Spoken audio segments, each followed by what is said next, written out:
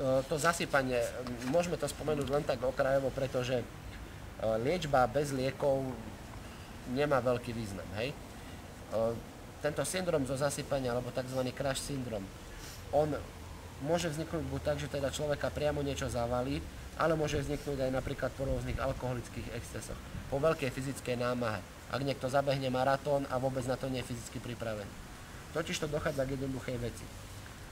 Vzniká pri zavalení tzv. Turniketový efekt. Teda, zaškrtí sa tým zavalením v podstate odvod metabolitov, hej, a hromadí sa to tam všetko. Tie splodiny metabolizmu. Poškodzujú sa svalové bunky a z nich sa vyplavuje najzávažnejšie, čo je draslík a myoglobín, čiže červené svalové farbivo. To, ak by sa náhle uvoľnil do obehu, tak draslík môže spôsobiť zástavu srdca, hej, a myoglobín môže spôsobiť upchatie obličiek a tým pádom zlyhanie celého obehu. Práve preto treba zistiť podľa možnosti od svedkov okolností, či ide o dobu zavalenia kratšiu ako 60 minút alebo dlhšiu. Ak ide o dobu kratšiu ako 60 sekúnd, som povedal? 60 minút.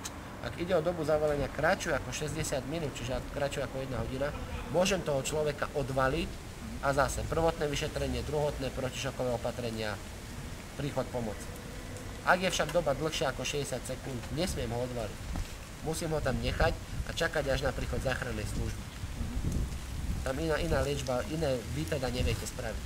A samozrejme udržiavať mu teplotou, fóliou a tak ďalej. Poviem príklad, privalený by bol stromom, hej, nohu by mal privalenú. A niekto by povedal, že už tu leží 2 hodiny. Prikryť fóliou, kontrolovať životné funkcie, upokojovať, čakať na príchod záchrannej služby. Takže do hodiny. Do hodiny, do 60 minút. Niekto udáva 45. Ale 60 minút je ten čas, teda taký by som povedal hraničný. Ak je nutnosť, že je človek ohrozený faktorom prostredia, treba zaškrtiť končatinu čo najvyššie, škrtidlom, hej, a odtiahnuť samozrejme rýchlo.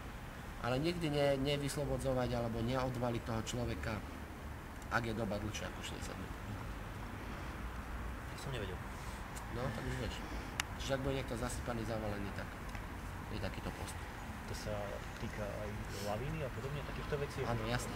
Myslel som teraz, že či to ide nejaké materiály... Týka sa to všetkého, čo spôsobuje tlak na tkaniva nepretržitý. To môže byť aj to, že padne horolezec a ostane vysieť sedáku, tak jak sme sa my bavili, hej? Ten sedák mu zaškrtí prívod krvi a odvod, teda z nôh, nuž a všetok ten sajrec sa tam hromadí. Ak by si ho tým náhle odrezal a uvoľnil, všetko mu to prejde do obehu a on zomrie. Situácia, že neviem posúdiť, alebo nie je tam svedok taký, ktorý mi povedal, že áno, už tu je toľko. Necháš tam. Nechám ho tam. Iba ak vieš, že je to do 60 minút, iba vtedy odťahuješ. Dobre? Koľko to potom môže trvať proste, že kým sa vám napríklad zastaví to srdce?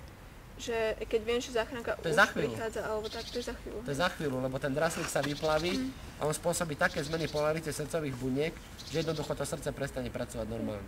Čiže prakticky to vyzerá tak, že si povieme hurá, zachránený a človek je za chvíľu mŕtvy. Áno, aj za chvíľu mŕtvy, lebo ja keď prídem sanitkou, tak ja do ňoho lejem obrovské množstvo tekutín do žily, aby som relatívne rozriedil objem krvi, z 5 litrov urobím 7 a už tým pádom koncentrácia draslíka je oveľa nižšia. A ešte mu dám lieky na močenie, aby som ten salec z neho hneď vyplavoval, rozumieš?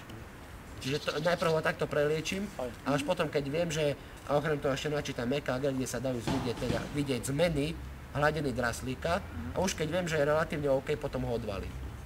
A potom riešim ostatné veci. Dobre? To všetko.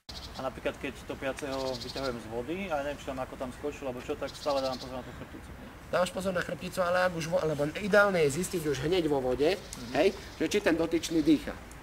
Ak zistíš vo vode, že nedýcha, sereš na chrbticu, švíhaš na breh, resuscituješ. Ale ak by si zistil, že dýcha, tak treba vynášať hlavou hore a treba ho nejak stabilizovať. Ja som mal taký prípad, bol chalanisko na kúpalisku u nás v Dunajskej nadrbal sa 24-ročný a skákal dozadu do bazéna. A udrel sa hlavou okraj bazéna, porušil si krčnú chrbticu, hej.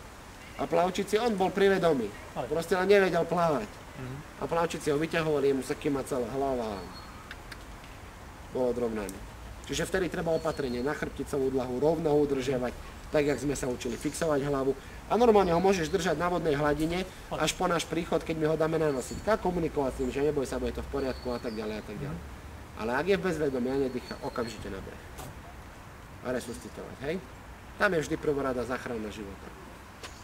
No dobre, poďme teda dnu.